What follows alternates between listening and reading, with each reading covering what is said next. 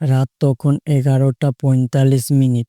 কলকাতা বালিগঞ্জ স্টেশনে প্ল্যাটফর্মে জনশূন্য। কুয়াশা চারদিকে ঘেরা, হালকা বাতাস বইছে। অবিরূপ দাঁড়িয়ে আছে প্ল্যাটফর্মে। শেষ ট্রেন ধরবে শান্তিপুরের দিকে। ওর ফোনে ব্যাটারি চার্জ শেষ হয়ে গেছে।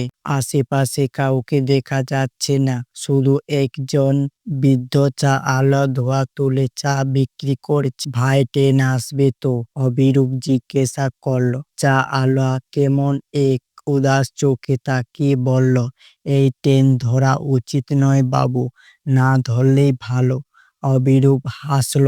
মশাই, ভয় দেখাচ্ছ নাকি? চা আলো আর কিছু বলল না। মাথা নিচু করে গরম ধোয়া তুলে গেল তার স্টিলের কেটলি থেকে। 11:55 ট্রেন মাইক আওয়াজ হলো।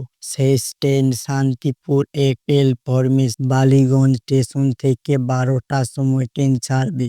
একটা কনকনে ঠান্ডা হাওয়া বয়ে গেল। হঠাৎ স্টেশনের বাতিগুলো একে একে টিম টিম করে নেমে যেতে লাগলো। প্ল্যাটফর্মে যে স্তম্ভ অন্ধকারে ঢেকে যাচ্ছে। ট্রেনটা ঢুকলো। অভূত শব্দে যেন ভয়ঙ্কর চিৎকার। অবিরূপ উঠে পড়ল। ট্রেন পুরো কামরা ফাঁকা। জানালা দিয়ে তাকিয়ে দেখে বাইরে সব ধোঁয়া ঢাকা। স্টেশনটার কোথায় যেন গায়েব হয়ে গেছে। ট্রেন ছাড়লো খুব ধীরে ধীরে, তারপর গতি বাড়ল।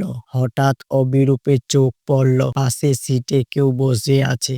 সে তো উঠেছিল একা। একজন মহিলা লাল শাড়ি পরে করে বসে আছে। তার মুখে দেখা যাচ্ছে না, মাথা নিচু করে। অবিরূপ সাহস করে বলল, আপনি কোথায় যাবেন? কোনো উত্তর নেই, কেবল নিচু গলায় হেসে উঠল। হাসিটা যেন কাঁচ ভাঙার মতো। গা শিরশিরে উঠল। আচমকা মহিলা মুখ তুলে তাকাতে তার চোখে নেই, খালি দুটো কালো গর্ত।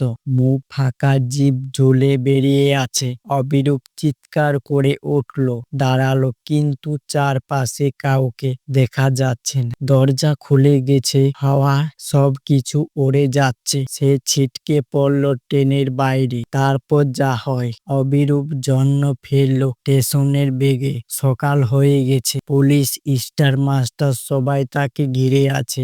একজন পুলিশ বলল, ভাগ্য ভালো বাবু, ট্রেনটা ধরতে পারেননি।